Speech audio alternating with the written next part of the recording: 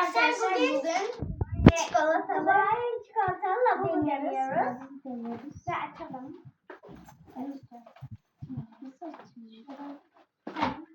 Evet açtım arkadaşlar. Ben de açamadım. Ve tadını hiç bilmiyorum arkadaşlar. Arkadaşlar şöyle. Arkadaşlar Şimdi kıracağız. Arkadaşlar bakın şöyle kırıyorum. Oo, çok iyi.